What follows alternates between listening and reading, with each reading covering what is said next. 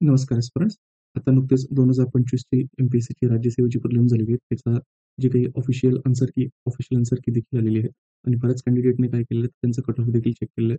बरेच कॅन्डिडेट जे आहेत, तर ते तळ्यात-मळ्यात देखील आहेत. तर आजचं आपलं जे लेक्चर असणार आहे, खास करून कोणासाठी आहे?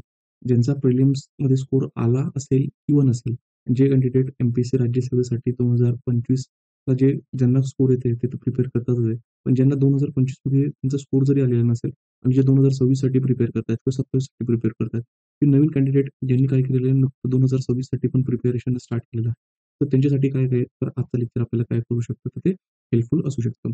तर आजच्या लेक्चरमध्ये आपल्याला काय बघायचं आहे, की एम-पी-एस-सी राज्यसेवा 2025 साठी मेन्स प्रिपेअर करत असताना हा जो उर्वरित काळ आहे, म्हणजे प्रिलिमपासून ते मेन्सपर्यंतचा, तो इफेक्टिव्हली कशा पद्धतीने काय करायचा आहे, ते युटिलाइज करायचा आहे. तर चला मित्रांनो, मी भूषण घोडके तुमचं कैवल्य civil services mentors for UPSC आणि एम-पी-एस-सीमध्ये स्वागत करतो. आणि आजच्या जे काही डिस्कशन आहे, त्या डिस्कशनला आपण काय करूया, तर सुरुवात करूया. आता एक लक्षात घ्या मित्रांनो, की ज्यावेळेस राज्य सेवा मेन्स आपण बघत आहोत, तर पहिली डिस्क्रिप्टिव्ह एक्झाम आहे. आता बऱ्याच कॅन्डिडेटला काय असणार आहे, की निरनिराळ्या प्रकारचे प्रश्न पडणार आहेत. आजच्या लेक्चरमधला आपला प्रामुख्याने जो मुद्दा आहे ना, तो काय आहे, की जो उर्वरित आपल्याकडे वेळ आहे, म्हणजे आजचा जर आपण बघितला, तर एक 16 नोव्हेंबर, उद्यापासून 17 नोव्हेंबरपासून जर आपण बघितलं आणि जर एक्झाम जी बघितली आपण, तर एक्झाम सुरू होते 29 मार्च 2024 ला. तर एवढ्या ड्युरेशनमध्ये असणारा आपल्याकडे कॅन्डिडेटकडे असणारा सिलेबस, त्याला व्यवस्थित टाईम कशा पद्धतीने अलोकेट करायला पाहिजे. याच्यासाठी आपण काय करणार, काही गाईडलाईन्स देणार आहोत. आता हे काही एकदम स्टील फ्रेमवर्क नाहीये. तर कॅन्डिडेट त्यांचं झालेलं प्रिपरेशन असेल किंवा त्यांचा प्रत्येक सब्जेक्टची असणारी सुटेबिलिटी असणार आहे. तर याच्यानुसार काय असू शकतो, ते त्यांना लागणारा जो वेळ आहे प्रत्येक सब्जेक्टसाठी, तो कमी जास्त प्रमाणात असू शकतो. इथं सांगण्याचं तात्पर्य काय केलंय किंवा सांगण्याचा प्रयत्न काय केलाय, की पूर्ण सिलेबस तुम्ही व्यवस्थित पद्धतीने कशा पद्धतीने काय करू शकतात, तर कव्हर करू शकतात किंवा हँडल करू शकतात.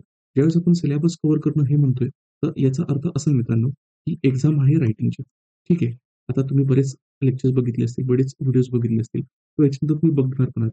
तर प्रत्येक वेळेस किंवा प्रत्येकाचं म्हणणं टीचर्स असते किंवा मेंटरचं म्हणणं असते, की मेन्स एक्झाम ही कशासाठी आहे? तर रायटिंगसाठी आहे.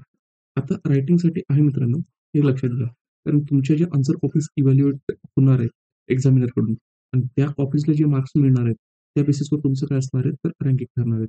तर सगळ्यात महत्त्वाचं म्हणजे काय, की आपल्याला किंवा तुम्हाला कॅन्डिडेटला एक इफेक्टिव्ह रायटिंग झाली पाहिजे, जेणेकरून एक्झामिनर तो इम्प्रेस झाला पाहिजे आणि जेवढे क्वेशन्स विचारले, त्या क्वेशनला विथिन गिव्हन टाईम आणि त्याच्यानंतर जो काही स्पेस दिलेला आहे, तो स्पेस युटिलाइज करून तुम्हाला काय करायचं आहे, तर बाकीच्यांपेक्षा चांगलं उत्तर त्या ठिकाणी लिहायचं. मग तिथपर्यंतची जी प्रोसेस आहे, त्या प्रोसेसमध्ये भरपूर काय आहेत, तर बारकावे आहेत. हे बारकावे जे आहेत, तर ते कव्हर करण्यासाठी काय असतं, तर स्टेप बाय स्टेप त्या पद्धतीने जावं लागेल. मग ते स्टेप बाय स्टेप पद्धतीने जाण्यासाठी सगळ्यात महत्त्वाचं काय, की आपल्याला एक फ्रेमवर्क माहीत असला पाहिजे किंवा स्केलेटन ऑफ फ्रेमवर्क माहीत असलं पाहिजे, की एवढ्या टाईम फ्रेममध्ये आपल्याला काय-काय तर करायचं आहे. आणि मग त्याच्यामध्ये आपण हळू काय करणार, तर डीपमध्ये जाणार आहोत. कारण एकाच लेक्चरमध्ये सगळ्याच गोष्टी कव्हर करणं काही पॉसिबल होणार नाही. म्हणून आपण काय करणार आहोत, तर एक टाईम फ्रेमवर्क जो आहे, तर तो आज आपण बघण्याचा जो काही मुद्दा आहे, तो आपण बघणार आहोत. आता एक लक्षात घ्या मित्रांनो, आता मुख्य परीक्षा ही चालू होते, की 29 मार्च 2026 ठीक आहे. आणि याच्यामध्ये पहिला पेपर जो आहे, तो इथं भाषा पेपर आहे आणि इथं दुपारी त्याच दिवशी काय तर भाषा पेपर दुसरा आहे. आता भाषेचा पेपर क्वालिफायिंग आहे. त्याच्यासाठी त्यामुळे याच्यासाठी काही वेगळं प्रिपरेशन करण्याची गरज नाहीये. फक्त एवढं आहे, की जो कंप्लीट पेपर आहे तो झाला पाहिजे आणि जे काही बेसिक ग्रामर असतील, मराठीचं असेल किंवा इंग्लिशचं असेल, ते व्यवस्थित असलं पाहिजे. एवढं जरी व्यवस्थित पद्धतीने जर कव्हर केलं ना, तर याच्यामध्ये काय तर क्वालिफायिंग त्या ठिकाणी होऊन जातं. आता याच्यानंतर हे जे 29 मार्च आहे, 29 मार्च नंतर जो एक जवळपास 1 वीक आपल्याला काय दिसतोय त्याच्यामध्ये गॅप दिसतोय. तर इथे येतोय निबंध. म्हणजे निबंधाची जी लास्ट रिव्हिजन असणार आहे. ती लास्ट रिव्हिजन आपल्याला काय करू शकतो आपण, हा जो भाषेचे पेपर आहेत ना, ते पेपर झाल्यानंतर आपण काय करू शकतो, तर करू शकतो. त्याची रिव्हिजन करू शकतो. त्याच्यानंतर 15 पासून ते 18 पर्यंत जर आपण इथं बघितलं, तर जवळपास एक आपल्याला त्या ठिकाणी काय तर 12 दिवसाचा जो काही गॅप आहे, तो एसे पासून कशामध्ये दिसतोय, तर जी पेपरमध्ये दिसतोय. म्हणजे जी पेपरचे 4 होणार आहेत, तर त्याच्यामध्ये. याच्यामध्ये पण तुमचा जो जी-एसचे 1, 2, 3, 4 आहेत, ते पण तुमचे व्यवस्थित पद्धतीने काय होणार आहेत, तर तुम्हाला रिवाईज करायचे आहेत. आणि ते रिवाईज जर करायची असतील, तर सगळ्यात महत्त्वाचं म्हणजे काय, की तुमच्याकडे अशा नोट्स असल्या पाहिजे, की जे तुम्ही 2 तासात, 3 तासात हे रिवाईज करू शकाल पूर्ण सिलेबस. या पद्धतीचा जो काही फ्रेमवर्क आहे, हा लास्ट म्हणजे जर आपण रिव्हर्स इंजिनिअरिंग बघितलं किंवा आपण जर रिव्हर्स वेने आलो, तर त्या पद्धतीने. कारण सगळ्यात महत्त्वाचं काय होणार आहे, की ज्यावेळेस तुम्ही जी-एस-1 ला जाणार, तर जी-एस-1 झाल्यानंतर जी-एस-1 आणि जी-एस-2 च्या मध्ये जवळपास 1-2 तासाचा तुम्हाला त्या ठिकाणी काय तर गॅप मिळणार आहे. तर तेवढे 1-2 याच्यामध्ये जे काही महत्त्वाचे आर्टिकल असतील, सुप्रीम कोर्टाचे जजमेंट्स असतील, ते व्यवस्थित त्या ठिकाणी झालं पाहिजे. आता हे 2 पेपर एकाच दिवशी होतील आणि ज्यावेळेस कॅन्डिडेट 2 पेपर एका दिवशी लिहितो ना, तो पूर्ण एक्झॉस्ट होतो. म्हणजे तुम्ही टेस्ट सीरीज पण द्याल, तर टेस्ट सीरीजमध्ये तुम्हाला लक्षात येणार आहे, की तुम्ही 3 तासाचा जर पेपर लिहिला सकाळी, तर तुमचं ब्रेन पूर्ण हँग होऊन जातं आणि तो पूर्ण दिवस तसाच जातो. मग याच्यामध्ये हे 2 पेपर म्हणजे तुम्ही देऊन आल्यानंतर 3-3 तासाचे, एक तर हात दुखतं आणि सगळ्यात महत्त्वाचं म्हणजे काय, ब्रेन पूर्ण ड्रेन होतो आणि सगळं ड्रेन झाल्यानंतर आहे ना, वाचण्याची काही इच्छा नसते. पण तरी पण काय असतं, की आपल्याला एक मनात भीती असते, की जर वाचलं नाही तर काही येणार नाही. मग त्याच्यानंतर GS2 नंतर काय असणार आहे, हार्डली तुम्ही समजा 5 वाजता पेपर सुटला, तुमच्या रूमपर्यंत येईपर्यंत 1-1.5 तास तुम्हाला त्याच्यामध्ये गेला, 6 वगैरे.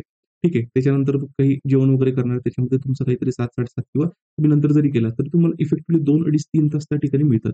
म्हणजे GS3चं जर तुम्हाला रिवाईज करायचं असेल, तर ह्या ठिकाणी तुम्ही करू शकता.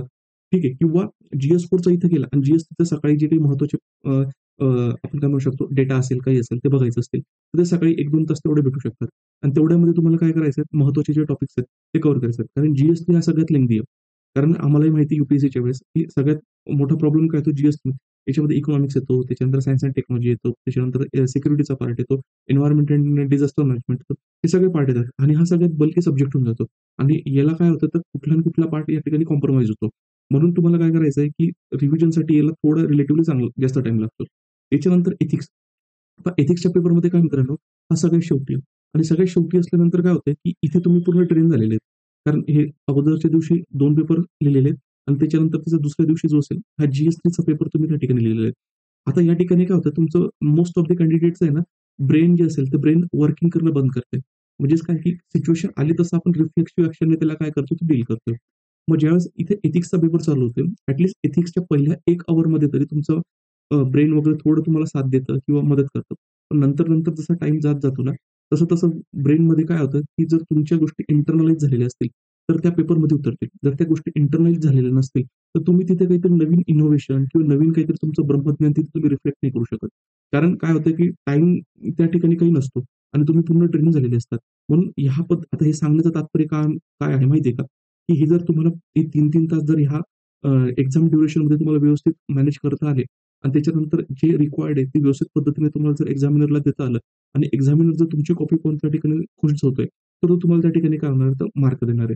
मग हे जे बारकावे गोष्टी हे जर तुम्हाला लक्षात आलं ना, तर त्याच्यानंतर तुम्हाला याला ड्युरेशन म्हणजे कशा पद्धतीने प्लॅन करायचंय, हे तुम्हाला त्या ठिकाणी काय तर लक्षात येईल. त्यानंतरचा जो पार्ट आहे म्हणजे आपण याच्यामध्ये म्हणू शकतो, की 19 म्हणजे 18 आणि 19 ह्या 2 दिवशी पेपर झाल्यानंतर त्या ठिकाणी 20 पासून ते जवळपास जर आपण बघितलं, एक 25 पर्यंतचा जो पार्ट आहे म्हणजे 6 दिवस वगैरे जे आहेत, ते 6 दिवस किंवा 5 दिवस जो असेल, तर तुम्हाला काय मिळतात तर एक ऑप्शनलसाठी मिळतात आणि एवढ्या ड्युरेशनमध्ये तुमचं ऑप्शनलचे दोन्ही पेपर जर नोट्स प्रिपेअर करून जर रेडी असतील, तर व्यवस्थित पद्धतीने रिवाईज होतो. म्हणजे तुमचा ऑप्शनल हा व्यवस्थित पद्धतीने काय करता येऊ शकतो, तर डील करता येऊ शकतो. मग आता हे जर लक्षात घेतलं आणि याला व्यवस्थित करायचं असेल ना, तर मग आपण थोड्याचा टाईम पिरियड किंवा किती वेटेज किती टायमिंग कुठल्या ह्याला कशा पद्धतीने दिलं गेलं पाहिजे, ते आपल्याला काय करायचंय, तर लक्षात घ्यायचं आहे. आता जर टोटलमध्ये जर बघितलं, तर 17 नोव्हेंबरपासून ते जवळपास 28 फेब्रुवारी 2026 पर्यंत आहे ना, तर तिथून आपल्याला जवळपास एक 19 वीक्स म्हणजे 19 वीक त्याच्यामध्ये मिळतात. आणि जर फक्त आपण मार्च एंडिंगपर्यंत फेब्रुवारी एंडिंगपर्यंत बघितलं, तर त्याच्यामध्ये आपल्याला काय तर 16 वीक्स मिळतात. आणि हे जे 3 वीक्स आहेत, जवळपास आपण 8 मार्चपासून जर बघितले, 8 पासून ते 28 पर्यंतचा जर पिरियड बघितला, जवळपास हे जे 3 वीक मिळतात, तर याच्यामध्ये हे ना तुम्हाला रिव्हिजनसाठी ठेवायचे आहेत. जर तुम्ही हे व्यवस्थित पद्धतीने जर रिव्हिजनसाठी ठेवले, तर तुम्हाला काय होणार आहे त्या ठिकाणी, तर गोष्टी नंतर काय होतील चांगल्या पद्धतीने आठवतील. म्हणजेच तुमच्या काउंटिंगमध्ये जो असणार आहे, तर हा 8 मार्चपासून ते 28 मार्चपर्यंतचा जो पिरियड आहे, हा तर फक्त तुम्ही कशासाठी ठेवायचा आहे, तर रिव्हिजनसाठी ठेवायचा आहे. आणि हे जे 16 वीक्स आहेत, म्हणजे 17 पासून ते आपण जवळपास म्हणू शकतो, की 17 नोव्हेंबरपासून ते एक 7 मार्चपर्यंतचा जो कार्यकाळ आहे, याच्यामध्ये तुम्हाला काय करायचं आहे, की तुमचा सिलेबस पण कंप्लीट करायचे आहेत. त्याच्यामध्ये तुमचे नोट्स पण काढायचे आहेत. त्याच्यामध्ये आन्सर रायटिंग प्रॅक्टिस पण करायची आहे. ठीक आहे. आणि त्याच्यानंतर त्याच्यामध्ये झालं तर त्याच्यामध्ये रिव्हिजन पण करून घ्यायची आहे. अशा पद्धतीने काय करायचं त्या गोष्टी कव्हर करायच्या आहेत. मग हा झाला एक आपला फ्रेमवर्क किंवा आपण टाईम पिरियडमध्ये म्हणतो, की जवळपास आपल्या हातामध्ये किती आहेत? जवळपास 16 वीक. आता 16 वीकमध्ये जर असेल, तर आता याच्यामध्ये सब्जेक्ट्स कुठले कव्हर करायचे आहेत? सगळ्यात महत्त्वाचं म्हणजे काय? Optional paper. आता हे ऑप्शनल पेपर ऑप्शनल 1 आहे, पण याचे पेपर 2 आहेत. ठीक आहे. आता हे जे 2 पेपर तुम्हाला कव्हर करायचे आहेत, तर त्याला कशा पद्धतीने केलं पाहिजे? त्याच्यानंतर प्रिलिम्सच्या अगोदरपर्यंत काही कॅन्डिडेट्सने एसेसाठी प्रॅक्टिस केली असेल. मोस्ट ऑफ द कॅन्डिडेट करत नाही. म्हणून आता काय करायचं तर निबंधाचा पार्ट. त्याच्यानंतर एथिक्समध्ये पण काय, की हा प्रिलिम्स स्पेसिफिक नाहीये. म्हणून मोस्ट ऑफ द कॅन्डिडेट जे असतील, एथिक्स पण हा प्रिलिम्स नंतरच करतात. त्यामुळे एथिक्स असेल, हा प्रिलिम्सशी निगडीत नसणारा पार्ट आहे. आता याच्यामध्ये सोसायटी आणि सोशल जस्टिस. आता याच्यामध्ये बऱ्यापैकी काय कॅन्डिडेट प्रिलिम्ससाठी प्रिपेअर करत असताना ना, स्कीम वगैरे ह्या गोष्टी करत असतात. तो जो तुमचा डाटा तयार झालेला आहे किंवा जे फॅक्ट्स तुम्ही रेडी केलेले आहेत ना, तर ते ॲज इट इज तुम्हाला काय करायचे आहेत, ते यूज करायचे तुमच्या आन्सर रायटिंगमध्ये. तर तुम्ही प्रिलिम्समध्ये यूज केलेले जे नोट्स असतील, तर त्याला तुम्हाला कुठे हँडी येणार आहेत आन्सर रायटिंगमध्ये जे फॅक्च्युअल गोष्टी लागतील किंवा जे फॅक्ट्स लागतील, ते तुम्ही त्याच्यामध्ये यूज करू शकता. सोशल जस्टिस सोसायटीचा जो पार्ट आहे हा पूर्णतः नवीन आहे. पूर्णतः नवीन इन द सेन्स प्रिलिम्सला ओव्हरलॅप त्याचं होत नाही. आणि सोशल जस्टिसचा काही पार्ट फक्त स्कीम्स वगैरे जे असतील त्या आणि राज्यसेवेला स्कीम पार्ट करत असताना मॅक्सिमम कसे केले जातात, कुठल्या वर्षी चालू केली होती, कुठल्या डेटला काय होते, त्याचे ऑब्जेक्टिव्ह तेवढं. पण त्याचं एनालिसिस नसतं. पण ॲटलीस्ट आपण काही फॅक्ट जरी बघितले, तर ते या ठिकाणी आपण काय म्हणू शकतो, फुल ना फुलाची पाकळी काहीतरी आपल्या तिथे कामात येऊ शकतात. त्याच्यानंतर इंटरनॅशनल रिलेशन्स आणि सिक्युरिटी. आता हे पूर्णतः जे मेन्स स्पेसिफिक टॉपिक आहेत. त्याच्यामध्ये तुम्ही करंटमध्ये वगैरे जे काही वाचलेलं असेल आणि प्रिलिक्सच्या संदर्भाने वगैरे काही गोष्टी लक्षात ठेवल्या असतील, ऑर्गनायझेशन वगैरे ते. पण एनालिटिकल म्हणा किंवा डिस्क्रिप्टिव्हमध्ये जर लिहायचं म्हणा, तर तसं जर असेल, तर त्याच्यामध्ये जो कंटेंट आहे, ते कंटेंट या ठिकाणी कमी पडतं. त्याच्यानंतर पॉलिटी. आता पॉलिटीमधले जर सिलेबस बघितला ना, तर एम. लक्ष्मीकांतमध्ये समजा ज्या गोष्टी दिलेल्या आहेत, तर त्या सिलेबसशी लिंक करून तेवढे टॉपिक तुमचे मे बी व्यवस्थित वाचून झालेले असतील. पण मग आता त्याला उतरवायचं कसं लिहिण्याच्या स्वरूपामध्ये. त्यानंतर जर जी-एस-टी किंवा पॉलिटिक्सच्या पार्टमध्ये जरी आपण सिलेबसमध्ये बघितलं, तर काही-काही बेसिक गोष्टी आहेत. त्याच्यामध्ये तर रिप्रेझेंटेशन ऑफ पीपल्स ॲक्ट असणार आहे. ठीक आहे, तो आहे. त्याच्यानंतर जर आपण बघितलं तर concept of separation of power आहे. आता बेसिक स्ट्रक्चर वगैरे ह्या गोष्टी त्या ठिकाणी काय तर वाचलेल्या असतात. मग हे काही-काही डायमेन्शन जे आहेत ना, त्याच्यानं ते कशामध्ये आहेत, तर ते व्यवस्थित पद्धतीने करावे लागतात. पुन्हा गव्हर्नन्सचा जो टॉपिक आहे, तो गव्हर्नन्स टॉपिक प्रिलिम्समध्ये त्याच्यातलं काहीच डायमेन्शन म्हणजे फार तोडके डायमेन्शन त्याच्यामध्ये कव्हर होतात. पण मोस्ट ऑफ द गोष्टी तुम्हाला काय करायच्या आहेत, पूर्णतः नवीनच आहे. आपण असं कन्सिडर करूया. पुन्हा इकॉनॉमी. आता इकॉनॉमीमध्ये पण काय आहे मित्रांनो, की प्रिलिम्समध्ये ज्या गोष्टी इकॉनॉमीमध्ये केल्या जातात आणि सिलेबसमध्ये जो पार्ट आहे, याच्यामध्ये आपल्याला बऱ्यापैकी काय दिसतं, तर डिफरन्स दिसतो.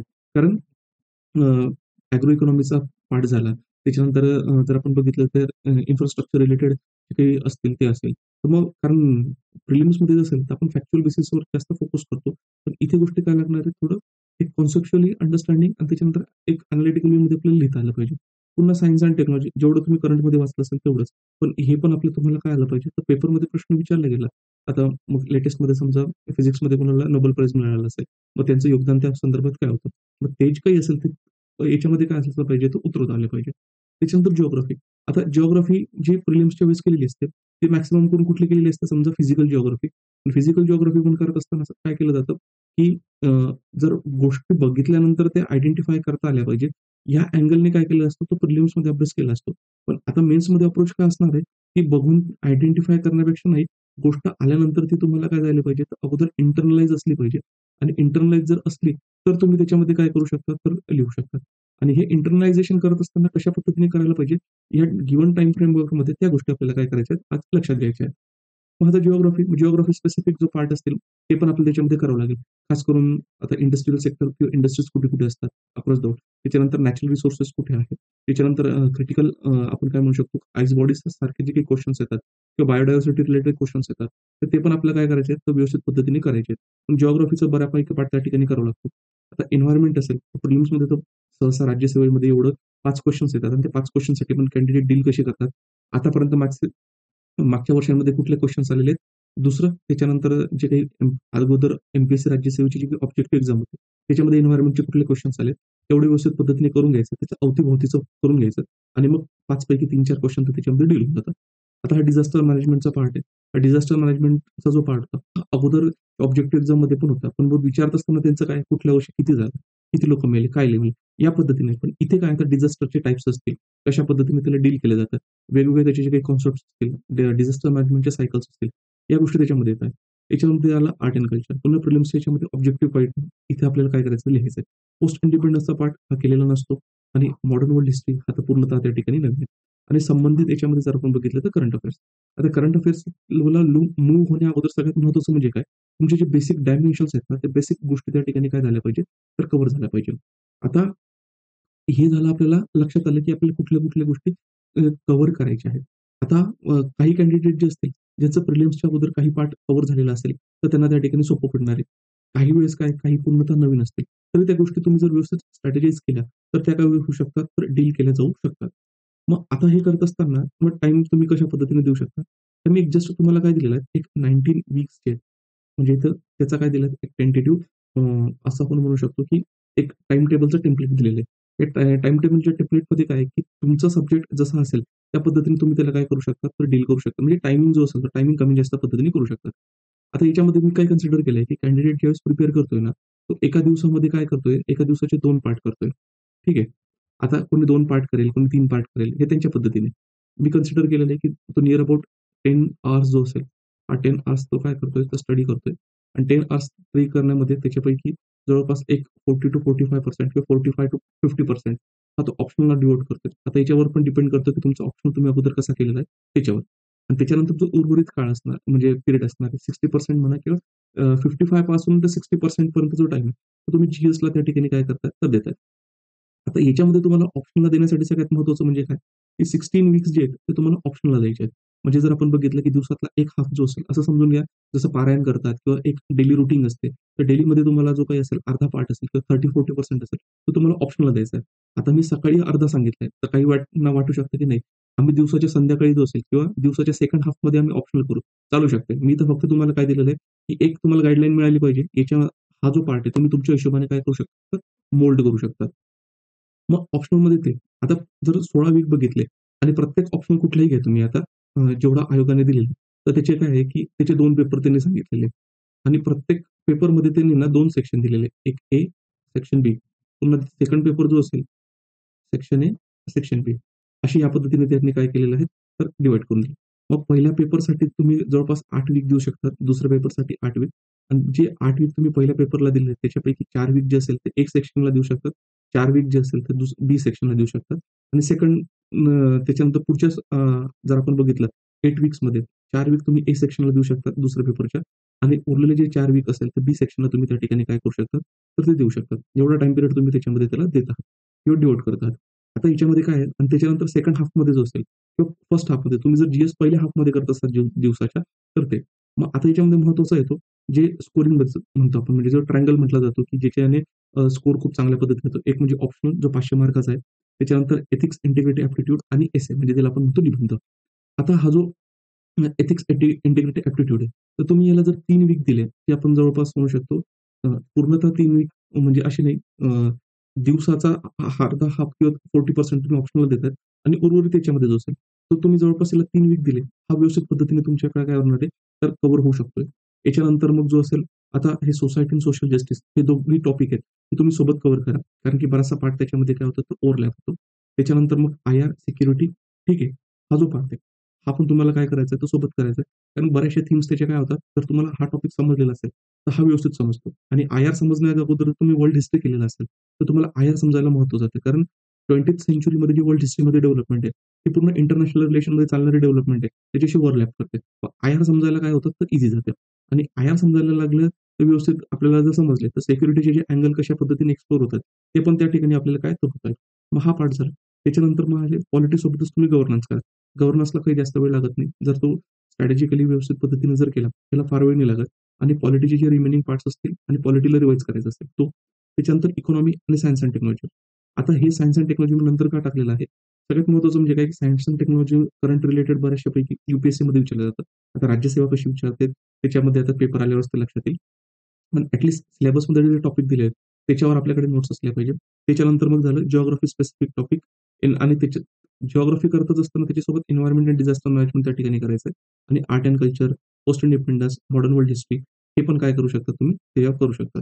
आता एक लक्षात घ्या मित्रांनो, हे जे पार्ट्स आहेत ना, हे नंतर टाकण्याचा याच्यासाठी आहे, की दिलेले हे छोटे-छोटे आहे, पण याच्यामध्ये याला कव्हर करायला जर गेलं ना, तर किती कव्हर करायला पाहिजे लक्षात येत नाही आणि कॅन्डिडेट काय करत जातो, तर मग तो वाहवत जातो. मग ते लक्षात येत नाही, की आपण किती. मग हे जर तुम्ही अगोदर जे जास्त मार्क देणार आहेत आणि कमी वेळेमध्ये कव्हर होऊ शकतात. हे जर टॉपिक व्यवस्थित केलेलं ना, तर तुम्हाला काय होऊन जातंय, की तुम्हाला नंतर लक्षात राहते, की आपल्याकडे आता खरंच थोडाच टाईम उरलेला आहे आणि त्या थोड्या टाईमामध्ये ह्या गोष्टीला कशा पद्धतीने काय केलं गेलं पाहिजे, तर हँडल. आता तुम्ही पॉलिटी जर प्रिलिम्स केलेली असेल, म्हणजे पॉलिटीचा जो काही एम. लक्ष्मीकांतचा पार्ट आहे, तो तुम्ही व्यवस्थित केलेला आहे, एवढा आपण कन्सिडर करू शकतो. त्याच्यानंतर इकॉनॉमीचे बेसिक तुमचे कव्हर झालेले आहेत. पण मग इकॉनॉमीचे जे मेन टॉपिक दिलेले आहेत, त्याच्यासाठी तुम्ही हा पाठ काय करणार आहेत, एवढा वेळ याच्यामध्ये तुम्ही देऊ शकता. आता काही वेळेस काय होणार आहे याच्यामध्ये, की जे कॅन्डिडेट्सनी आहेत ना, ते 4 ऑप्शनल घेतलेले आहेत. त्यांना फायदा आहे. पी-एस-आय-आर असेल, हिस्ट्री असेल, जिओग्राफी असेल किंवा सोशिओलॉजी असेल. आता पी-एस-आय-आर ज्यांनी घेतलेला आहे, तर पी-एस-आय-आर घेतल्यामध्ये हा जो पॉलिटीचा पार्ट आहे, त्याच्यानंतर हा IRचा पार्ट आहे. याच्यासाठी हा जो टाईम दिलेला आहे ना, हा टाईम यांना द्यायची गरज नाहीये. त्यांचे जे पार्ट ते इथं कव्हर करणार आहेत म्हणजे ऑप्शनमध्ये. तिथे त्यांचा हा पार्ट काय होऊन जाणार तर कव्हर होणार आहे. गव्हर्नन्सचा पार्ट जर त्यांच्या सिलेबसमध्ये कव्हर होत असेल तर गुड. नसेल हा गव्हर्नन्सचा पार्ट तुम्ही एथिक्स बरोबर करू शकता. हा गव्हर्नन्सचा पार्ट तुम्ही एथिक्समध्ये जर ॲड केला, तरी तो तुम्ही काय करू शकता, तर कव्हर करू शकता. तर तो एक पार्ट होऊ शकतो. त्याच्यानंतर हिस्ट्री. आता हिस्ट्रीचं जर असेल ना, तर हिस्ट्री जर तुम्ही इथं काय करताय, तर 2 वीक देतायत. हे जे 2 वीक तुम्ही ह्या ठिकाणी देणार आहेत, तर तुमचं हिस्ट्री ऑप्शन असेल, तर तुम्हाला हे 2 वीक त्या ठिकाणी काय होऊन जातात, तर सेव्ह होऊन जातात. आणि सगळ्यात महत्त्वाचं म्हणजे काय, हे दिसायला टॉपिक छोटे आहेत, पण करायला गेलं ना, तर एक-एक सब्जेक्टसारखा हा टॉपिक दिसतो. म्हणून सगळ्यात महत्त्वाचं म्हणजे काय, की व्यवस्थित पद्धतीने याला डील करायला पाहिजे. तुमचं ऑप्शनल जर हिस्ट्री असेल, तर हे 2 वीक तुमचे त्या ठिकाणी काय होऊन जातात, तर सेव्ह होऊन जातात. पुन्हा जिओग्राफी. तर जिओग्राफी तुमचं ऑप्शन असेल, तर त्याच्यामध्ये तुम्हाला फायदा कुठे होणार आहे? हे 2 वीक आहेत ना, हे 2 वीक वेगळे द्यायचे नाही. याच्यामध्ये तुमचे जिओग्राफी स्पेसिफिक टॉपिक्स आहेत. एन्व्हायर्नमेंट अँड डिझास्टर मॅनेजमेंट हे तुमचे त्याच ठिकाणी काय होऊन जाणार तर कव्हर होऊन जाणार. आणि त्याच्यानंतर सोशिओलॉजी. सोशिओलॉजीमध्ये म्हणजे सोसायटीचा जो थोडा पार्ट आहे. ठीक आहे. तो सोसायटीचा जो पार्ट करण्यासाठी जो तुम्हाला एखाद वीक लागणार आहे, तो 1 वीक द्यायची तुम्हाला त्या ठिकाणी काही गरज नाहीये. आणि मोस्ट ऑफ द कॅन्डिडेट जे असतात, त्यांचे जे ऑप्शन्स आहेत, ते ऑप्शनल याच्या भोवती फिरतात. काहींचा पब्लिक ॲडमिनिस्ट्रेशन वगैरे असेल, तर त्या पब्लिक ॲडमिनिस्ट्रेशनचा फायदा त्यांना हे जे काही इकडचा पार्ट आहे, एथिक्स, इंटिग्रिटी, ॲप्टिट्यूड आहे, त्याच्यामध्ये येऊन जाईल. आणि गव्हर्नन्स रिलेटेड आपण जे काही पार्ट बघतो किंवा सोशल जस्टिस रिलेटेड काही पार्ट बघतो, त्याच्यामध्ये पण त्यांना काय होऊन जातं, तर तो पार्ट त्याच्यामध्ये त्यांना हेल्पफुल होऊ शकतो. म्हणजे थोडक्यात तुम्हाला जर म्हटलं, तर हे जर ऑप्शन असले तुमचे, तर तुम्हाला काय मिळतायत हे उरलेले 2 वीक आहे. तर याच्यामध्ये एखादा जो टॉपिक तुमचा काय असू शकतो, वीक असेल किंवा तुम्हाला जास्त टाईम त्याला लागणार असेल, त्याला तुम्ही हा जो पार्ट असेल, हा पार्ट त्याला काय करू शकता, तर डिव्होट करू शकता. हा एक झालं. आता त्याच्यानंतर मग काय झालं, तर 8 मार्च. 8 मार्चपासून काय होणार आहे, तुमचा ऑप्शनलला द्यायचा जो वेळ आहे तो कमी होणार. कारण की तोंडावर काय येतं, तर जी-एस आहे. म्हणजे एसे येतोय, हे त्याच्यानंतर जी-एस होतोय आणि एक वेळेस तरी ऑप्शनलचा लूप तरी कंप्लीट होऊन जातो. पण जी-एसमध्ये काय होतं, जी-एसमध्ये बऱ्यापैकी गोष्टी कव्हर करायला ना, शेवटी करंट पण असतं. मी हे करू का, ते करू आणि किती करावं त्याच्यामध्ये काय होतं, तर वेळ मिळत नाही. मग हे उरलेले जे काही 3 वीक आहे, म्हणजे आपण त्याला म्हणू शकतो, की एक 8 मार्चपासून 28 मार्चपर्यंत याच्यामध्ये तुम्हाला काय करायचंय, तर तुम्हाला करायचंय तर रिव्हिजन. म्हणजे जे नोट्स तुम्ही तयार केलेले असणार आहे, या अगोदरपर्यंतच्या. तर त्या नोट्स तुम्हाला काय करायच्या आहेत, रिवाईज करायच्या आहेत आणि इंटरनलाईज करायच्या आहेत. म्हणजेच कशाही पद्धतीने जर क्वेशन आला, तर तुम्हाला काय करायचं आहे, तर तुम्हाला उत्तर त्या ठिकाणी लिहिता आलं पाहिजे. आता हे झालं मोठा-मोठी जो काही आपण फ्रेमवर्क चालतो तो. सगळ्यात महत्त्वाचं म्हणजे आता करायचं कसं? हे फार महत्त्वाचं आहे. आता हे तर सांगितलं गेलं. मग आता याच्यामध्ये सगळ्यात महत्त्वाचं म्हणजे काय, की how to manage available time and devote time to various subjects. आता मी टाईम कसा मॅनेज करायचा? तर याच्यामध्ये मी म्हणजे टाईम कसा डिव्होट करायचा? तुम्ही ह्यामध्ये सांगायचं त्या ठिकाणी काय केलं, तर प्रयत्न केला. आता सगळ्यात महत्त्वाचं म्हणजे काय, की हे दिवसभरामध्ये तुम्ही करणार आहात ना किंवा टाईम डिव्होट करत आहेत ना, तर याच्यामध्ये मी सेकंड हाल्फमध्ये म्हणा, तर आन्सर रायटिंग इन्क्लूड केलेली आहे. आणि तुम्ही डेली काहीतरी करंट अफेअर्स करत असाल किंवा करंट अफेअर्स डेली जरी नाही केलं, तर नंतर तुम्हाला काय करायचं तो करंट अफेअर्सचा पाठ करायचा आहे. म्हणजे आन्सर रायटिंगला तुम्ही काही ना काही 1 तास तरी देत आहात. एवढं मी त्या ठिकाणी काय करतोय, तर कन्सिडर करतोय. ठीक आहे. मग आता हा how to manage available time and devote time to various subject. आता व्हेरियस सब्जेक्टला टाईम कसा द्यायचा हे सांगून झालं. त्याच्यामुळे तो एक फ्रेमवर्क कंप्लीट झाला. आता हे करत असताना याच्यामध्ये तुम्ही बरेच आता टेस्ट द्या. आता टेस्ट देत असताना कॅन्डिडेट जे असतील, आता नोव्हेंबर किंवा डिसेंबर मिडपर्यंत वगैरे असेल, तर मोस्ट ऑफ द कॅन्डिडेट काय करतात, पहिले त्यांचं असतं की सिलेबस कंप्लीट करू आणि सिलेबस कंप्लीट झाल्यानंतर त्या ठिकाणी टेस्टला जाऊ. अप्रोच बरोबर आहे. पण तो सिलेबस तुमचा टाईममध्ये काय झाला पाहिजे, तर कव्हर झाला पाहिजे. सांगण्याचं तात्पर्य काय आहे, की तुम्ही सिलेबस जसं कव्हर करणार टेस्टसाठी, तर टेस्ट लिहायला तुम्ही ज्यावेळेस जाल, तर लक्षात घ्या, एकदा तुम्ही 3 तासाची जर टेस्ट लिहिली, तर तुमचं डोकं डायरेक्ट हँग होणार आहे. आणि हँग झाल्यानंतर तुम्हाला जो नंतरचा पार्ट आहे, नंतर तो तुम्हाला काय होणार आहे, तर ते अभ्यासाला तेवढी स्फूर्ती देणार नाही. म्हणून तुम्हाला काय करायचंय, सुरुवातीला ज्यावेळेस तुम्ही 1-1, 2-2 तासाचे लिहीत आहेत ना, तर तुमचं मोमेंटम बिल्ड होतंय. मोमेंटम बिल्ड झाल्यानंतर त्याला काय करायचंय, थोडं शिफ्ट त्याला 1-1.5 तासात करायचंय आणि पहिले 1-2 वीक म्हणजे जेव्हापासून तुम्ही टेस्ट देणार आहात. समजा पहिली टेस्ट तुम्ही डिसेंबरच्या पहिल्या वीकमध्ये वगैरे देत असाल, तर दुपारून टेस्ट द्या. म्हणजे एक तर 6 वाजता बसा किंवा 3 वाजता बसा. हे कशासाठी सांगतो मी तुम्हाला सांगतो नंतर. 3 किंवा 6 वाजता बसलेला ना, तर 3 ते 6 समजा तुम्ही टेस्ट दिली. ठीक आहे. म्हणजे उरलेला जो टाईम असणार आहे 3-4 तास, तो तुमचा जास्त वेळ गेलेला नाहीये आणि सकाळी तुम्ही काय करताय, तर प्रिपेअर करताय. आता हे सेशन तुमचं 2 वीक करा. म्हणजे तुम्हाला काय झालं इथे, की तुम्हाला प्रॅक्टिस होते 3 तास बसायची. एवढं तुम्ही 2-1 हफ्त्यामध्ये केलं. आता त्याच्यानंतर काय करायचंय, उरलेल्या सगळ्या टेस्ट आहेत ना, काय करायचं, एका दिवशी 2 टेस्ट द्यायच्या. कारण तुम्हाला एका दिवशी 2 पेपर द्यायचे आहेत. याच्यामुळे काय होणार तुमचा हा 9 ते 12 आणि समजा त्याच्यानंतर हा झाला 3 ते 6. याच्यात असे तुम्ही 1 टेस्ट दिली तरी तुमचं डोकं काम नाही करणार आहे. आणि त्याच्यानंतर तुम्ही 2 टेस्ट जर दिले, तर तुमचं प्रॅक्टिस पण होते आणि दुसरी गोष्ट म्हणजे तुमचा टाईम पण सेव्ह होतोय. हे एक होईल. मग याच्याने काय होणार आहे, तुमची प्रॅक्टिस होते एका दिवसात 2 पेपर लिहायचे आणि तिथलं जे स्ट्रेस आहे, तो स्ट्रेस कशा पद्धतीने मॅनेज करायचा, हात चालवत असताना कुठल्या पद्धतीचा प्रॉब्लेम्स येतो. त्याच्यानंतर दुसरा पेपर जो असेल, पहिला पेपर झाल्यानंतर दुसरा पेपर. आठवतं का नाही आठवत किंवा त्याच्यानंतर पेन पुढे सरकतो का नाही सरकत किंवा हात दुखतोय का नाही दुखत. ह्या ज्या गोष्टी आहेत ना, ह्या गोष्टी तुम्हाला काय करतात तर समजायला लागतात. म्हणून ट्राय करा, की एका दिवसामध्ये 2 आणि जर झालं तर 3 पेपर द्यायचा प्रयत्न करता. हे सांगण्याचा प्रयत्न हेच आहे, की जेवढ्या प्रेशरमध्ये तुम्ही चांगल्या पद्धतीने लिहिण्याचा स्वतःला ट्रेन कराल, तिथं पेपर कशा पद्धतीने येवो, तुम्ही आजारी पडो का नको पडो, तिथं तुम्हाला काही टेन्शन आलं, एकदा तुमचे ते रिफ्लेक्सिव्ह ॲक्शन जर क्रिएट झाले किंवा हे काही मसल म्हणतो ना आपण एक न्यूरो एक नेटवर्क असतं ब्रेनमध्ये. ते जर तुमचं सेट झालं त्या पद्धतीने, तर तुम्हाला काय फक्त की पेपर आला ना, पेपर आल्यानंतर तुम्हाला फक्त लिहायचं त्या ठिकाणी जमलं पाहिजे. म्हणून एकदा हे लक्षात घ्या, की एका म्हणजे पहिले 15-20 दिवस जरी तुम्ही 3 तासाचा पेपर लिहिला, तरी त्याच्यानंतर तुम्हाला कशावर शिफ्ट व्हायचं आहे, एका दिवसामध्ये तुम्हाला 2 पेपर द्यायचे आहेत. हा पार्ट लक्षात घ्या. टाईम सेव्ह करण्यामध्ये तुम्हाला काय होणार आहे, मदत करणार आहे. सगळ्यात महत्त्वाचं म्हणजे काय, हा जो टाईम तुम्हाला अवेलेबल मॅनेज करायचा आहे, तर तुमचं एकदा प्लॅनिंग झालं ना, आता तुमचे मेंटर असतील, काही असेल किंवा तुम्हाला मदत लागली तर तुम्ही आम्हाला कॉन्टॅक्ट करू शकता. आम्ही पण तुम्हाला त्याच्यामध्ये काय करू, तर मदत करू. हे प्लॅनिंग झाल्यानंतर ज्यावेळेस तुम्ही दुसऱ्या दिवशी अभ्यासाला बसताय, अभ्यासाला टेबलवर बसताय. तर टेबलवर ज्यावेळेस तुम्ही बसाल आणि तुमचा टाईम जेवढं ठरलाय, समजा तुम्ही 3 स्लॉटमध्ये तुमचा डे केलेला आहे, 1 डे. पहिला स्लॉट, दुसरा स्लॉट, तिसरा स्लॉट.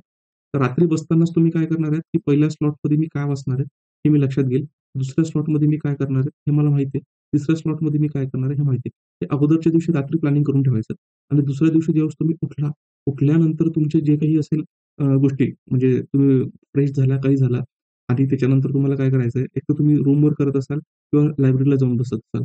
उठल्यापासून आहे ना तासभराच्या आतमध्ये तुम्हाला काय करायचंय, तर जिथे तुम्ही अभ्यास करायला जाल ना, तर तिथे जायचं. त्याच्यापेक्षा जास्त टाईमपास त्या ठिकाणी करू नका. तिथे गेल्यानंतर आहे ना, एवढ्या टाईम ड्युरेशनमध्ये तुम्हाला जेवढं कंप्लीट करायचंय ना, तेवढ्याच गोष्टी याच्यावर राहतील. या दुसऱ्या स्लॉटच्या किंवा तिसऱ्या स्लॉटच्या गोष्टी ना इथं राहणार नाही. याच्याने काय होणार आहे, की तुम्हाला बर्डन नाही येणार आणि दुसरी गोष्ट तुम्हाला माहिती आहे, की एवढ्या ड्युरेशनमध्ये आपल्याला गोष्टी कव्हर करायच्या आहेत. तर तुमचे बर्डन न येता तुम्ही चांगल्या पद्धतीने त्याला काय करणार, तर डील करणार. त्याच्यानंतर तुम्ही दुसऱ्या स्लॉटमध्ये जाल. दुसऱ्या स्लॉटमध्ये करत असताना तुम्ही जे ठरवलं ना दुसऱ्या स्लॉटमध्ये तेच करायचंय. पहिल्या स्लॉटच्या त्या ठिकाणी काय करायचं, तर बाजूला टाकायचं आणि तिसऱ्या स्लॉटमध्ये पण तसंच करायचं. म्हणजे जे ऑर्गनाइज वेमध्ये आपण म्हणतो ना, एक टेबल आखणे, त्या पद्धतीने तुम्हाला त्या गोष्टी काय करायच्या आहेत. आणि ते झाल्यानंतर रात्री झोपायच्या अगोदर बघायचं तुम्ही ज्या कुष्टी केलेल्या आहेत, ती चेकलिस्ट कंप्लीट झाली का नाही झाली? तर ती चेकलिस्ट कंप्लीट झाली पाहिजे. आता समजा तुम्ही 10 गोष्टी ठरवल्या असतील, तर पहिल्या दिवशी तुमच्या काहीतरी 6 होतील, 7 होतील.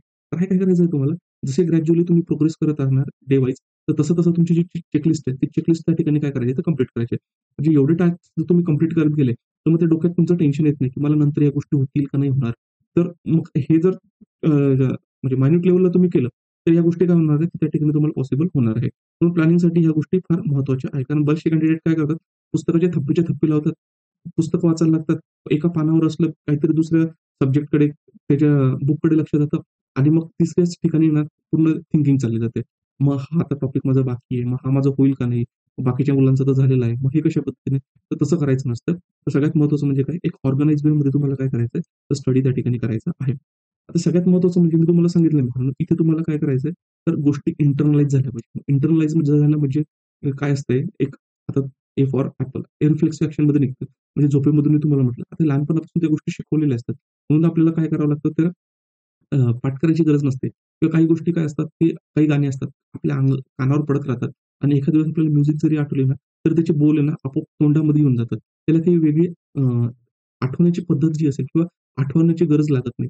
तसंच एक्झामिनेशन हॉलमध्ये तुम्ही गेल्यानंतर आहे ना, क्वेशन जरी सिंपल असले मित्रांनो, काही प्रॉब्लेम नाही. पण तुम्हाला प्रश्न काय करायचा तुम्हाला जो काही सगळे जे आन्सर आहेत, ते आन्सर लिहायचे आहेत आणि सगळे आन्सर लिहिल्यानंतर असं तर होणार नाही, की 20 पैकी 20 तुम्हाला क्वेशन येणार आहे. मे बी तुम्हाला 20 पैकी काय येतील, एक 17 क्वेशन्स येतील, 18 क्वेशन्स येतील. ठीक आहे. त्याच्यानंतर मग काही याच्यामध्ये तुम्हाला जुगाड करावा लागेल किंवा काही क्वेशन्स असे येतील, की त्याच्यातला काही जो पार्ट असेल, त्या काही पार्टमध्ये तुम्हाला काय तो काय येईल किंवा काही दुसरा पार्ट जो असेल, तो दुसरा पार्ट तुम्हाला येत नसेल. असे बरेचसे परम्युटेशन्स आणि कॉम्बिनेशन्स असतात. मग त्याच्यामध्ये काय करतो, की त्या ठिकाणी थिंकिंगसाठी वेळ वगैरे जातो. मग याला तिथे ना तुम्हाला क्वेशन बघितल्यानंतर आहे ना, डायरेक्टली तुमचा हात त्या ठिकाणी चालला पाहिजे. म्हणजे विचार करण्याची गरज नाही पडली पाहिजे. मग याच्यासाठी कशा पद्धतीने जाणार आहे, तर तुमच्या ज्या काही असतील, तर ते तुम्ही जे प्रिपरेशन करणार आहे, ते प्रिपरेशन झाल्यानंतर त्याचं आहे ना, तुम्हाला रिव्हिजन करण्यासाठी जे नोट्स आहेत, त्या नोट्स त्या ठिकाणी रेडी असल्या पाहिजे. मग काही वेळेस तुम्ही मायक्रो नोट्समध्ये आता मायक्रो नोट्स बनवण्याची प्रोसेस असते, ती ग्रॅज्युअल होते. पहिल्यांदा एक थोडे कॉम्प्रिहेन्सिव्ह नोट्स बनतात. आणि जसं नंतर तुम्ही दुसरी किंवा तिसरी रिव्हिजन करतात, तर दुसऱ्या किंवा तिसऱ्या रिव्हिजनमध्ये त्या कॉम्प्रिहेन्सिव्ह नोट्सच्या जे असतील, तर ते अजून मायक्रो नोट्स बनतात. म्हणजे समजा तुमची GS2, GS3च्या जर नोट्स आतापर्यंत किंवा येणाऱ्या काळामध्ये 200-300 पेजेसच्या बनलेल्या असतील, ठीक आहे. पण मग हे जे 3 वीक तुम्ही दिलेले, ज्याच्यामध्ये तुम्ही रिव्हिजन करणार आहात, त्याच्यामध्ये ते अजून काय होतील तर रिड्यूस होत जातील. आणि रिडक्शन झाल्यानंतर शेवटच्या वीकमध्ये जे असणार आहेत, त्या फक्त तुमच्या काहीतरी 30-40 पेजेस असतील एका पेपरसाठी किंवा 50 पेजेस असतील, की जेणेकरून तेवढं बघितल्यानंतर तुम्हाला गोष्टी त्या ठिकाणी आठवतील. अशा पद्धतीने तुम्हाला काय करायचं आहे, तर करायचं आहे. मग आता ज्यावेळेस तुम्ही गोष्टी वाचणार आहेत, तर गोष्टी वाचत असताना सगळ्यात महत्त्वाचं म्हणजे काय, की ते तुम्हाला डायरेक्टली ना क्वेशन आन्सरच्या फॉर्मॅटमध्येच त्या गोष्टी दिसल्या पाहिजेत. मग क्वेशन आन्सरच्या फॉर्मॅटमध्ये म्हणजे काय, की समजा तुम्ही एखादा टॉपिक कव्हर करताय. मग आता याच्यामध्ये जर तुम्ही म्हणू शकता, की सोसायटीचा पार्ट करतायत आणि सोसायटीच्या पार्टमध्ये तुम्हाला कव्हर करताय तुम्ही त्याच्यामध्ये समजा सेक्युलरिझम, धर्मनिरपेक्षता.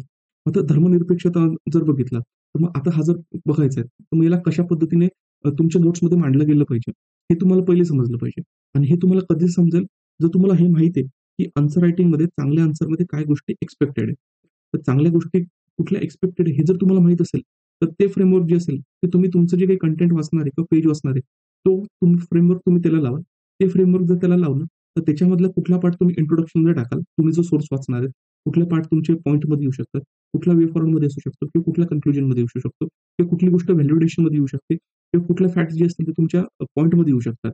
ह्या गोष्टी तुम्हाला कधी समजायला लागतील, तर तुम्हाला गोष्ट म्हणजे आन्सरचं स्केलेटन माहिती आहे आणि चांगलं आन्सर कशा पद्धतीने लिहिलं जातं, ह्या जर गोष्टी तुम्हाला माहीत असतील, तर तुम्ही काय करणार आहे, तो जो फ्रेमवर्क आहे, त्या कार्बनने किंवा त्या चष्म्याने तुम्ही काय करणार, त्या सब्जेक्टकडे बघणार आणि तेवढ्या गोष्टी तुमच्या नोट्समध्ये येतील. तर त्या गोष्टी काय होऊन जातात, तर फापट पसारत जातो.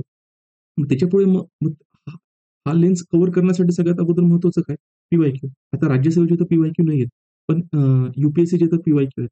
कारण सिलेबस सारखा आहे. मग आपल्याला पी-वाय-क्यू जर बघितले, तर ते पी-वाय-क्यू यू-पी-एस-सीच्या कामात येतील. आता काही जण म्हणतील, की यू-पी-एस-सीचे खूप कठीण असतात. तुम्ही यू-पी-एस-सीचे क्वेश्चन पेपर बघा. जर आपण 20 क्वेश्चन बघितले ना, 20 क्वेश्चनपैकी ना 3-4 क्वेश्चन्स जे असतात, ते थोडे लेंथी असतात किंवा डिफिकल्ट असतात. पण बाकीचे जे क्वेश्चन्स असतात, ते समजण्याला पण ईझी असतात आणि त्याच्यानंतर ते टॅकल देखील केले जाऊ शकतात. म्हणून त्या क्वेशनचा जो काही असेल, तर आपण यूज करू शकतो. फ्रेमवर्क तयार करण्यासाठी, की कशा पद्धतीने कुठले पाठ हे क्वेशनमध्ये विचारले जातात आणि कुठले पाठ जे असतील आपल्या नोट्समध्ये आले पाहिजे. म्हणून पी-वाय-क्यू. आता पी-वाय-क्यूमध्ये एक मे बी प्रॉब्लेम येऊ शकतो, की अ, जर क्वेशन पेपर ही जर इंग्लिशमध्ये असेल, तर टॉपिकल कसे असतील. तर आपण काय केलेलं आहे, तर यू-पी-एस-सीचे 2013 पासून 2025 पर्यंतचे जे काही क्वेशन्स आहेत, ते सब्जेक्ट वाईज क्लासिफाय केलेले आहेत. त्याचं इंग्लिश आणि मराठी दोघी ट्रान्सलेशन दिलेलं आहे. आणि त्या पी-डी-एफ जे असतील ते आपल्या Telegram चॅनलला काय तर फ्रीली अवेलेबल आहे. हा झाला पी-वाय-क्यू रिलेटेड पार्ट. त्याच्यानंतर सिलेबस. आता सिलेबस बघितल्यानंतर सगळ्यात महत्त्वाचं काय मित्रांनो, सिलेबस तुम्ही आपल्या YouTube चॅनलवर जर गेले, तर सिलेबस डिकोड कसा करायचा आणि अभ्यास सुरू करत असताना मी याचं लेक्चर टाकलेलं आहे. जर तुम्ही एकदा बघितलं ना, तर तुम्हाला लक्षात येईल, की मी अगोदरच सांगितलंय, की ज्यावेळेस तुम्ही सिलेबस बघतात ना, तर सिलेबसच्या प्रत्येक शब्दाची तुम्हाला काय असली पाहिजे, तर जाणीव असली पाहिजे किंवा माहिती असली पाहिजे. माहिती असणं म्हणजे काय, की तुम्हाला एक्सप्रेस करता आलं पाहिजे, की कल्चर म्हणजे काय मला माहिती आहे संस्कृती. हे झालं ट्रान्सलेशन. पण त्याचा अर्थ जर एखाद्या वेळेस तुम्हाला कल्चर किंवा संस्कृतीचं डेफिनिशन विचारलं, तर ती काय ती लिहिता आली पाहिजे किंवा समजली पाहिजे. याच्यासाठी याला काय करायचं, तर Google करायचं आणि याच्यामध्ये प्रत्येक ह्याच्यात कुठले सब टॉपिक्स आहेत, हे जर समजून घ्यायचं असेल, तर आपल्याकडे ना एक डिकोडेड सिलेबस पण आहे. आता हा डिकोडेड सिलेबस आहे, याला काय केलेलं आहे आपण, की पूर्ण जी-एस 1, 2, 3, 4 याच्यामध्ये प्रत्येक जे टॉपिक आहे, त्या प्रत्येक टॉपिकमधले कुठले टॉपिक त्याच्यामध्ये सब टॉपिक्स असू शकतात. जेणेकरून कॅन्डिडेट ज्यावेळेस ते प्रिपेअर करतील, तर प्रिपेअर करत असताना ना त्यांना माहीत असलं पाहिजे, कुठले पॉइंट आपण कव्हर केलेले आहेत आणि कुठले पॉइंट आपले कव्हर करायचे बाकी आहेत. याच्यासाठी ही जी चेकलिस्ट आहे, ही चेकलिस्ट पण काय केलेलं आहे, तर याला डिकोडेड सिलेबस आहे. ही पण तुम्हाला आपल्या Telegram चॅनलला काय भेटू शकते, तर फ्रीली भेटू शकते. तुम्हाला तिथे जाऊन फक्त काय करायचं आहे, तर एक आपण असं म्हणू शकतो, की जॉइन व्हायचं आहे आणि हे डाउनलोड करायचे आहेत. आता समजा तुम्हाला भारतीय समाज तुम्ही टॉपिक कव्हर करताय. मग भारतीय समाज कव्हर करत असताना मग याच्यामध्ये कुठले डायमेन्शन आले पाहिजे? आता नवीन कॅन्डिडेटला थोडी कळतं आहे. मग याच्यामध्ये भारतीय समाज म्हणजे काय? हां, हे समजलं पाहिजे, की तुम्हाला डिफाईन करता येतंय का? तुमच्या सोर्समधून या गोष्टी निघतायत का? की भारतीय समाज म्हणजे काय? भारतीय समाजाची प्रमुख व्याख्या करणारी गुणधर्म कुठली किंवा भारतीय समाजाची वैशिष्ट्य कुठली आहेत? मग हे काय झाले, हे हेडिंग्स झाले. त्या हेडिंग्समध्ये तुम्हाला काय करायचे आहेत, तर कंटेंट बसवायचं आहे किंवा याचे पॉइंट्स असेल 5-5 पॉइंट. प्रत्येक याचे 4-5, 5-6, 5-6 पॉइंट आपल्याला काय असलं पाहिजे, तर नोट्समध्ये असले पाहिजेत. आणि नोट्समध्ये असले पाहिजे म्हणजे फक्त ते लिहिलेमध्ये तसं नाही, की ती इंटरनलाईज असली पाहिजे तुम्हाला. म्हणजे सिक्वेन्शियली गोष्टी कशा इव्हॉल्व होत आहेत, त्याची अंडरस्टँडिंग असली पाहिजे. आणि ती अंडरस्टँडिंग असल्यानंतर जर तुमच्या मायक्रो नोट्स असतील, तर ते तुम्हाला हेल्पफुल राहतील. नाहीतर तुम्ही आता मायक्रो नोट्स बनवताय आणि परीक्षेच्या वेळेस जात असताना तुम्हाला त्याच्यामधलं जे तो जो आपण म्हणू शकतो एक त्याचा इसेन्स आहे, ते त्याचं स्पिरिट आहे, ते लक्षातच नाही राहिलं ना, ते तुमच्या मायक्रो नोट्स काहीच कामाच्या नाहीत. तर मायक्रो नोट्स फक्त कशा आहेत, की तुम्हाला पिक्चरची स्टोरी पूर्ण माहिती आहे आणि तुम्ही फक्त आहे ना, पेपरवर जे आहे पिक्चरमध्ये असणारे जे कॅरेक्टर किंवा ॲक्टर आहेत, त्या ॲक्टरची नावं लिहिलेली आहेत. मग ती जी स्टोरी किंवा तो जो मूव्हीचा इसेन्स आहे, हे काय झालं तुमचं कन्सेप्च्युअल अंडरस्टँडिंग आणि हे लिहित असताना किंवा तुम्ही वाचत असताना, ती तुमची चांगल्या पद्धतीने डेव्हलप होणे गरजेचं आहे. ह्या पद्धतीने तुम्हाला हे काय करणार आहे, तर मदत करणार आहे. त्याच्यानंतर मग काय येतं, की आन्सर रायटिंग नॉलेज. मी म्हणत नाही, की तुम्हाला पहिल्याच दिवशी सगळ्या चांगल्या गोष्टी लिहिता येतील. पण तुम्हाला हे माहीत असलं पाहिजे, की चांगल्या आन्सरमध्ये कुठल्या गोष्टी येतात. ते जर तुम्हाला माहीत असेल, तर तुमचं ब्रेन त्या दिशेने काय करेल, तर वर्क करायला सुरुवात करेल आणि वर्क करायला सुरुवात केल्यानंतर तोच फ्रेमवर्क तुम्हाला पुढे लावायचा आहे. तुमच्या सोर्सेसवर लावायचा आहे आणि मग तुम्ही जे काही वन पेज नोट आहे, ती तुमची चांगली वन पेज नोट त्या ठिकाणी बनेल. मग त्याच्यामध्ये डेफिनिशन येऊ द्या आणि स्टँडर्ड डेफिनिशन येऊ द्या. कुठलातरी चांगला कुठलातरी तुम्ही बॉक्स काढून त्या गोष्टी ॲड करू शकतात का? किंवा GS3 मध्ये असेल तर कुठला ग्राफ काढू शकतात का? हे तुम्हाला कसं लक्षात येईल? जोपर्यंत चांगलं आन्सर काय असतं, हे जर तुम्हाला समजणारच नाही, तर तुम्ही तुमच्या पेपरमध्ये काय किंवा नोट्समध्ये काय करणार आहेत, की तुम्हाला जे योग्य वाटतं तुम्ही तेच टाकणार आहेत. पण एक्झामिनेशनमध्ये काय गरजेचं आहे किंवा चांगले आन्सर लिहिण्यासाठी काय गोष्टी गरजेच्या आहेत, त्या जर तुम्हाला माहीत नसतील, तर तुमच्या ह्या वन पेज नोट आहेत किंवा जे मायक्रो नोट्स आहेत, त्या व्यवस्थित होणार नाही. म्हणून हे आन्सर रायटिंगचं जे आपण म्हणतो ना नॉलेज, ते व्यवस्थित असणं गरजेचं आहे. आता याच्यावर पण आपण सेपरेटली काय केलेलं आहे, तर लेक्चर आपण घेणार आहोत. काही बेसिक गोष्टी आपण ऑलरेडी कव्हर केल्या त्याच्यात. पण आता कॅन्डिडेटसाठी काय राज्यासाठी प्रिपेअर करतात. म्हणून याला आपण कॉम्प्रिहेन्सिव्हली काय करा आन्सर रायटिंग हे अंडरस्टँड करू. मग झालं याच्यामध्ये नोट्स मेकिंग. आता नोट्स मेकिंग करायचे आहेत का? नोट्स मेकिंग करायचे आहेत मित्रांनो. कारण जोपर्यंत गोष्ट तुमच्या हातातून खालून जाणार नाही ना, तोपर्यंत तुमच्या ब्रेनमध्ये ना ते स्टोअर होणार नाही. आणि तुमच्या ब्रेनमध्ये जर ते स्टोअर झालं नाही किंवा इंटरनलाइज झालं नाही ना, तर ते तुम्हाला लिहिता येणार नाही. कारण प्रिलिम्स किंवा ऑब्जेक्टिव्ह एक्झाममध्ये काय होतं, की 4 गोष्टींपैकी तुम्हाला आहे ना, एक बरोबर काय करायची तर म्हणजे चूज करायचे किंवा उर्वरित 3 आहेत ना, ते निगेट करायचे आहेत. कुठेही जाऊन तुम्ही तुमच्या करेक्ट ऑप्शनपर्यंत जाऊ शकता.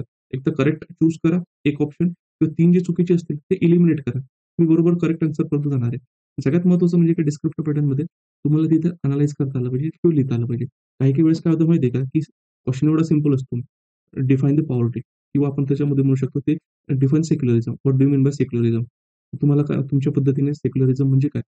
क्वेशन सिंपल आहे, पण तुम्ही जर त्याची डेफिनिशन जर ही व्यवस्थित पद्धतीने केली नसेल किंवा डेफिनिशनची व्ह्यू जी असेल, ती व्यवस्थित केलेली नसेल, तर त्या ठिकाणी काय तर मग तुम्हाला ते लिहिताच येणार नाही किंवा तुमची डेफिनिशन जरी पार्ट आहे. पण आता एखाद्याने जर समजा ऑलरेडी डेफिनिशन असेल, ती सिंपल डेफिनिशन जी डिक्शनरीमध्ये दिली ती लिहिली. एखाद्याने तिथे लिहिलंय अकॉर्डिंग टू वर्ल्ड बँक किंवा अकॉर्डिंग टू युनेस्को असं लिहिलेलं आहे किंवा त्यांच्या पद्धतीचं जर डेफिनिशन लिहिलंय, जे स्टँडर्ड डेफिनिशन असेल, त्याला ते काय करणार आहेत, तर रिलेटिव्हली जास्त मार्क कारण एक्झामिनरला ते दिसतंय ना, की तुम्ही कशा पद्धतीने गोष्टी लिहिलेल्या आहेत. मग हे जे लिहिले जाणं आहे किंवा कोट करणे गोष्टी आहेत, तर त्या पण काय आहेत, तर नोट्स मेकिंगमध्ये येतात आणि त्या नोट्स मेकिंगमध्ये कधी समजतील, जर तुम्हाला आन्सर रायटिंगचे पॅरामीटर्स लक्षात आले. कुठलं आन्सर चांगलं असतं आणि त्याच्यामध्ये कुठल्या गोष्टी आहेत म्हणून ते आन्सर चांगलं आहे. हे जर तुम्हाला समजायला लागलं, तर तुमच्या नोट्स व्यवस्थित होतील आणि एकदा तुमच्या नोट्स त्या पद्धतीने झाल्या, तर नोट्स काय असतात, आपल्याला माहीत असते, की नोट्समधले कुठलं कंटेंट आपल्याला दिलेलं असेल, तर ते आपल्याला आठवत राहतं आणि जेवढ्या चांगल्या पद्धतीने तुम्ही वन पेज नोट्स तयार करणार आहेत ना, तर जेवढ्या चांगल्या गोष्टी त्याच्यात तुम्ही याच्यात ॲड करणार आहेत, तेवढं तुमच्या हे काय होणार आहे, तर तुमची जी काही मेमरी आहे किंवा आपण असं म्हणू सबकॉन्शियस माइंड आहे. त्या सबकॉन्शियस माइंडमध्ये ना एवढ्या चांगल्या गोष्टी कंटेंट त्याच्यामध्ये काय, तर ते रुजवलं जाणार आहे.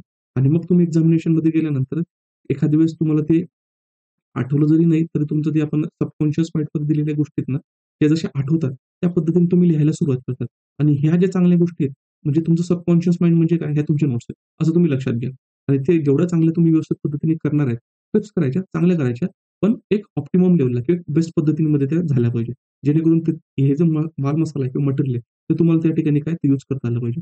आणि यू-पी-एस-सीमध्ये तुम्हाला सांगतो मित्रांनो, एवढ्या वर्षाचा अनुभव आहे त्याच्यामध्ये आणि आम्ही पण प्रिपरेशन केलं त्याच्यामध्ये, की जवळपास समजा 20 क्वेशन्स असतील. 20 क्वेशनपैकी जवळपास असं लक्षात घ्या तुम्ही 70% टू 75% क्वेशनचे जे आन्सर आहेत, ते कॅन्डिडेटला माहीत असतात. माहीत असतं म्हणजे काय त्यांना क्वेशन पेपर नसतो माहिती. त्यांना माहीत असतं त्यांचे नोट्स अशा पद्धतीने रेडी असतात, की जसं आपण हॉटेलमध्ये गेलो. हॉटेलमध्ये गेल्यानंतर काय असतं, की ज्यावेळेस आपण एखाद्या वेळेस समजा कोणी पनीरची भाजी सांगितली किंवा दाल तडका सांगितली, तर ते त्या ठिकाणी जाणार नाही, की बाजारात पनीर घेतलं जातील मग पनीरचा त्या ठिकाणी काय तर मसाला करतील. नाही. त्यांच्या सगळ्या गोष्टी रेडी असतात. म्हणजे त्यांचा बेस रेडी असतो. तिथे फक्त काय करायचं असतं त्यांना, की जी ऑर्डर मिळाली त्या पद्धतीने गोष्टी त्या ठिकाणी घ्यायच्या आहेत.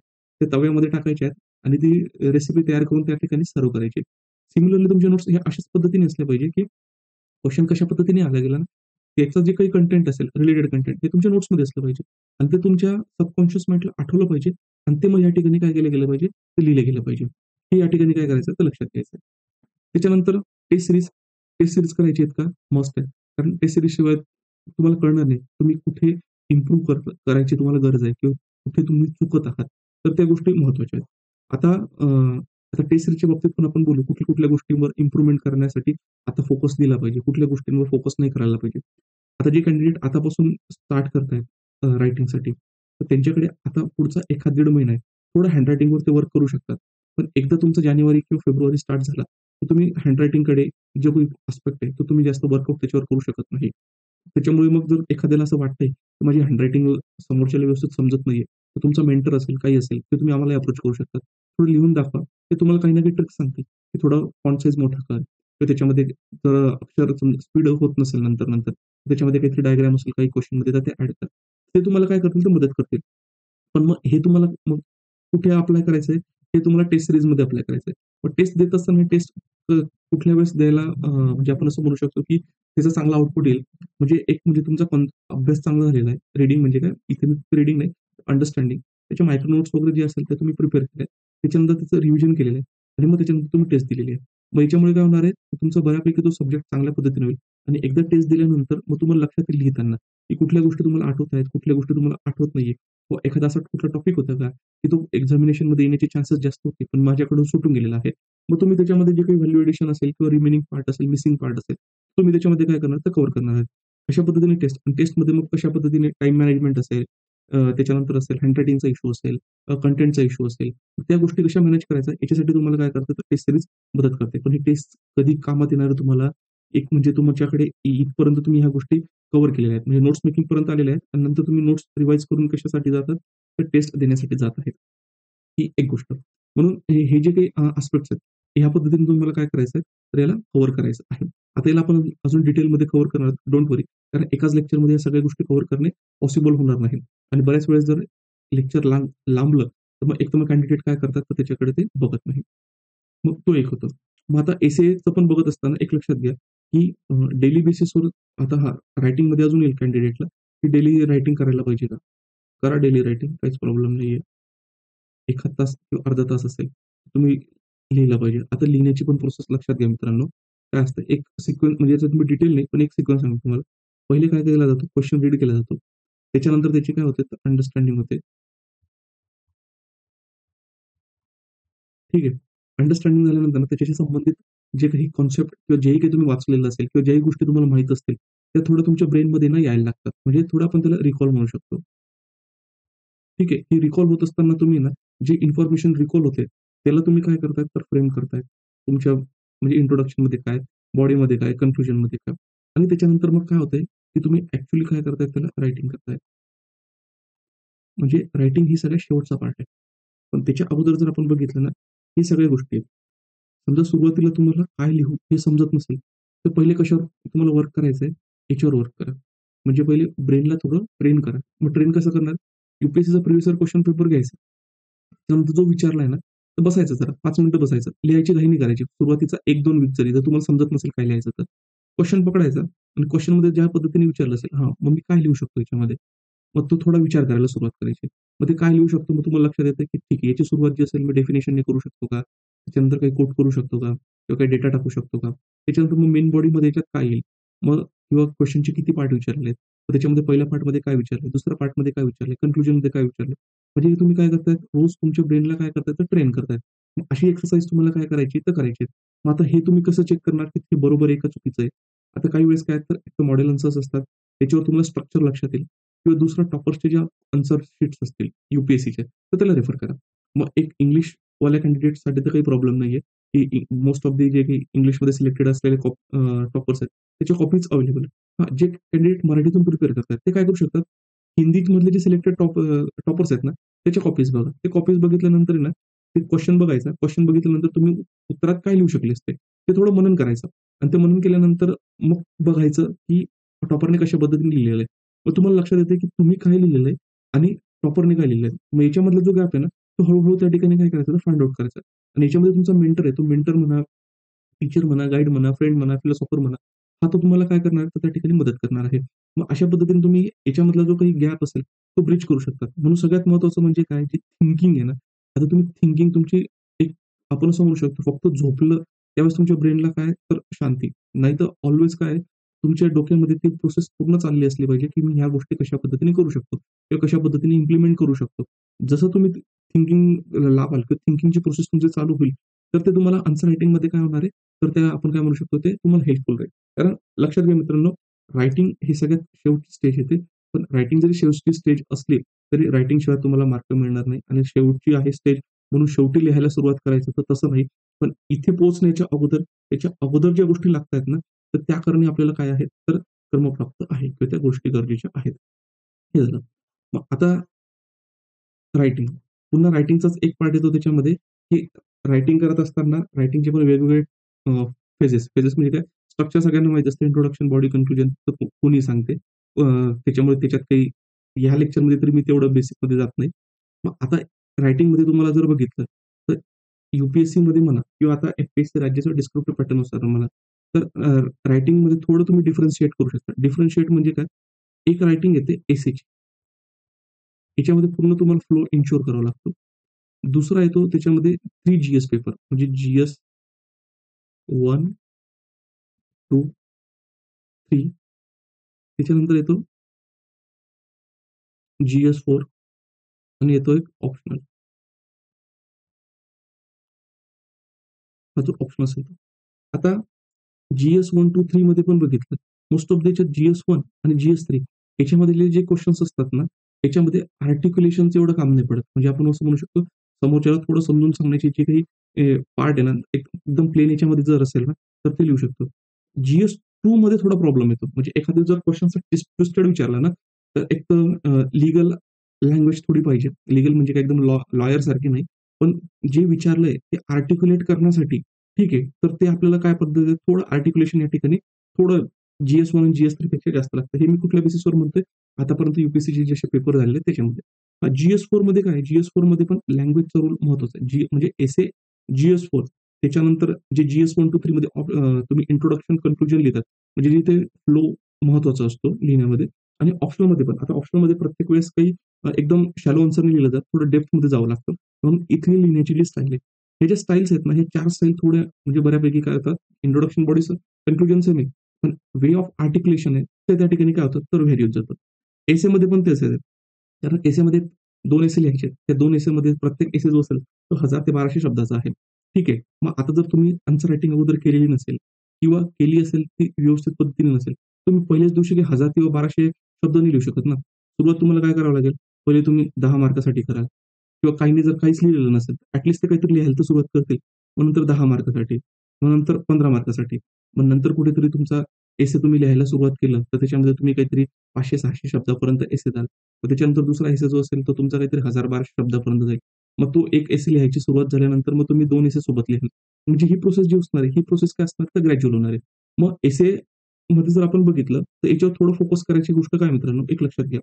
सगळ्यात अगोदर जर एसे यू-पी-एस-सीच्या बेसिसवर बघितलं, तर 2 टाइपचे येतात. मग 2 टाइप म्हणजे काय? मोठा-मोठी आपण म्हणू शकतो. एक म्हणजे जे तुमचे जी-एसच्या सब्जेक्टशी ओव्हरलॅप करतात आणि दुसरे असतात काहीतरी फिलॉसॉफिकल. हे जे असतात ना, हे थोडे तुमचे काय असतात, हे फिलॉसॉफिकल असतात. हे जे फिलॉसॉफिकल क्वेशन्स असतात ना, याला अंडरस्टँड किंवा याला लिहिण्यासाठी आहे ना, आर्टिक्युलेशन चांगलं लागतं. एक्झाम्पल्स चांगले लागतात. तुमचे कन्सेप्ट्स चांगले लागतात. तर तुम्ही याला काय करू शकता, तर स्ट्रेच करू शकता जवळपास 1000 ते 1200 शब्दापर्यंत. मग आता एसेला जेव्हा तुम्ही सुरुवात करताय, तर पहिल्याच दिवशी जर मी आतापर्यंत एसे लिहिलेलं नसेल किंवा आन्सर रायटिंग काहीच केलं नसेल किंवा ज्यांना एसेची थोडी भीती वाटते, तर त्यांना तुम्ही कसं करू शकता? सगळ्यात अगोदर तुम्हाला काय करायचंय, की पहिल्या 1 ते 2 वीकमध्ये काय करता, पहिल्या 2 वीकमध्ये एसेचा व्यवस्थित थोडा सिलेबस आहे ना समजून घ्या. ठीक आहे.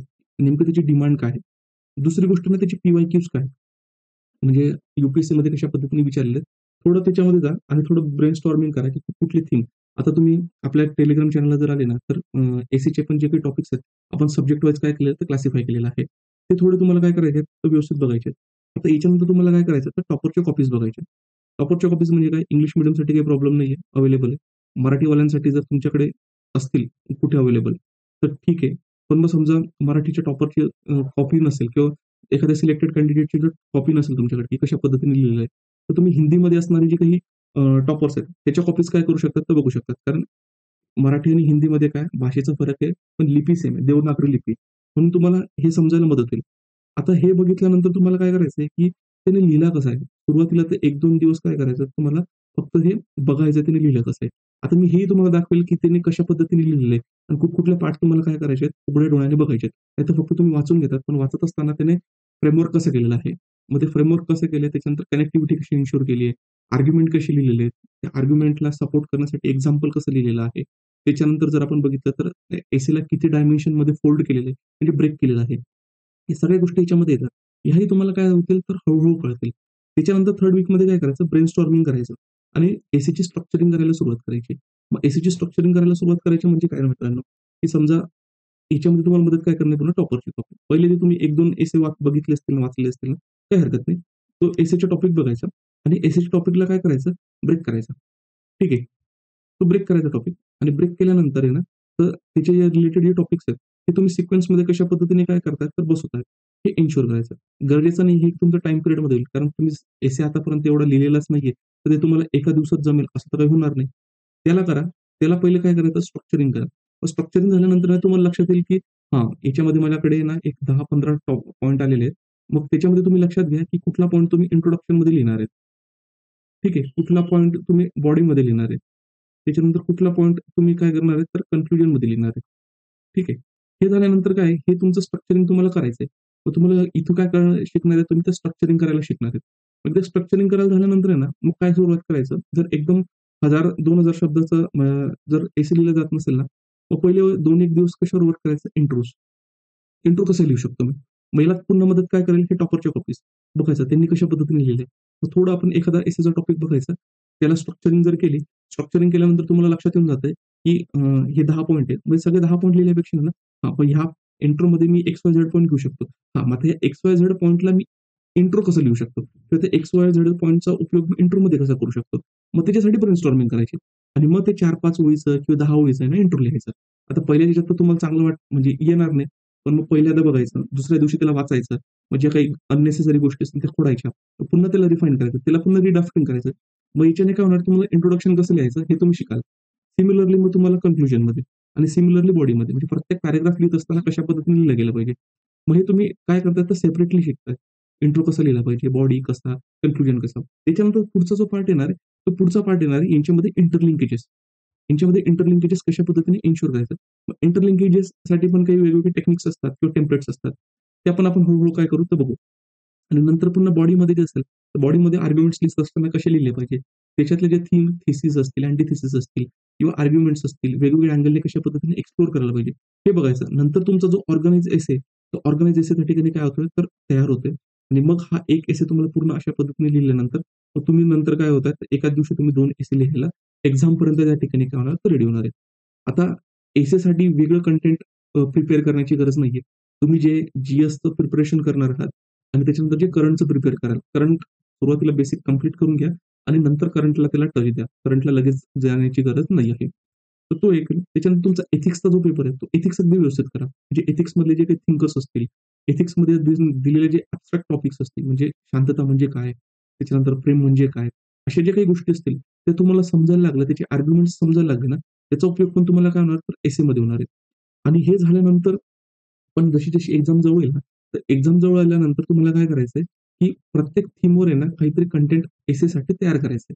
मग त्याच्यामध्ये काय असेल, समजा सोशल इश्यूज रिलेटेड असतील, इकॉनॉमिक डेव्हलपमेंट रिलेटेड असेल, एन्व्हायर्नमेंट रिलेटेड असेल. मग कुठले कोट्स आहेत का? प्रधानमंत्री असतील किंवा जर इंटरनॅशनल कोणी डिग्निटरीज असेल, त्यांनी काही महत्त्वाचे वाक्य वगैरे म्हटलेले आहेत का?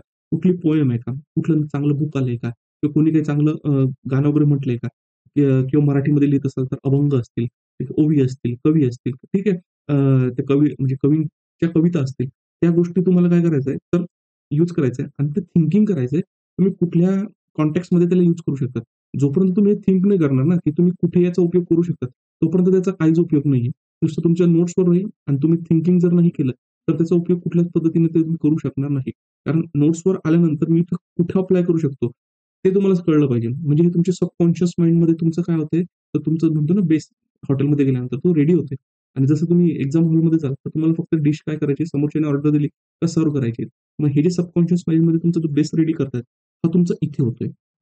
आणि जसं तुम्हाला सांगितलं, की एथिक्सवर वगैरे जो काही चांगली जर तुमची कमांड आली, तर तुम्हाला तो एसेला काय करणार, तर मदत करणार आहे.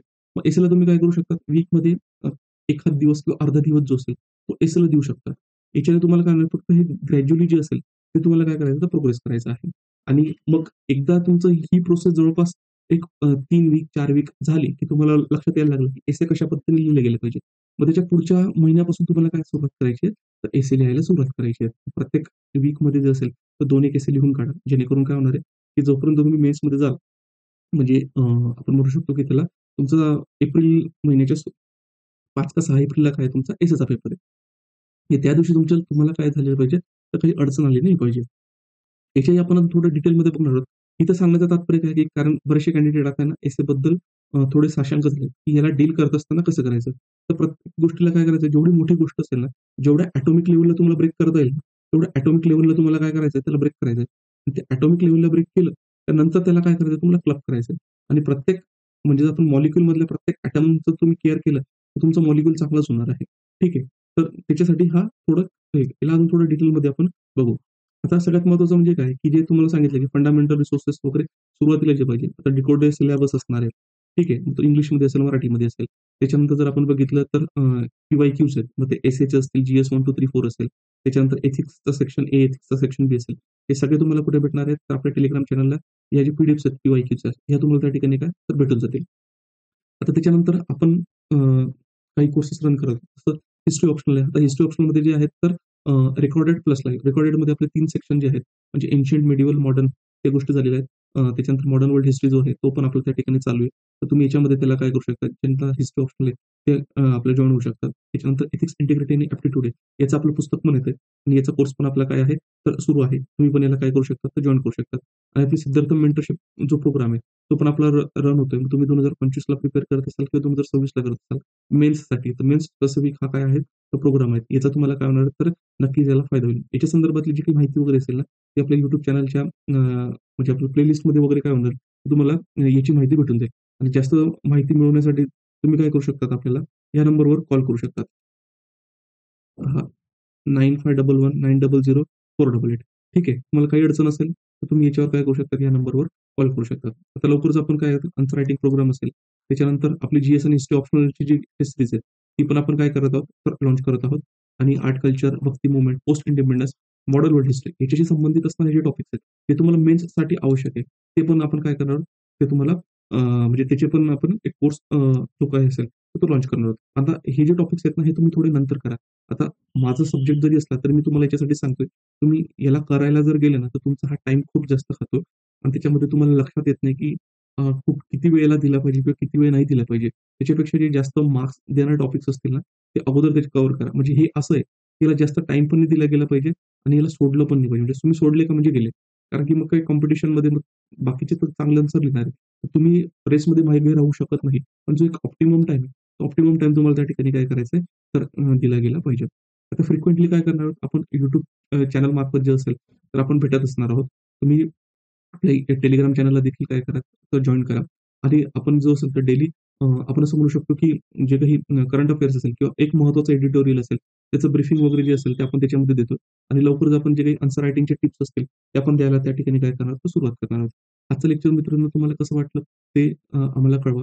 त्यासाठी तुम्ही कमेंट बॉक्समध्ये कमेंट करू शकता किंवा आम्हाला कनेक्ट व्हायचं असेल तर 9511900488 या नंबरवर देखील काय करू शकतात, तर कनेक्ट होऊ शकतात. तुम्ही आतापर्यंत जर आपल्या YouTube चॅनलला जर सबस्क्राईब केलं नसेल, तर कृपया सबस्क्राईब करा आणि हे लेक्चर जास्तीत जास्त तुमच्या मित्रांपर्यंत पोहोचवा, जेणेकरून त्यांना देखील याचा फायदा होईल. आता आपण इथे थांबूया. थँक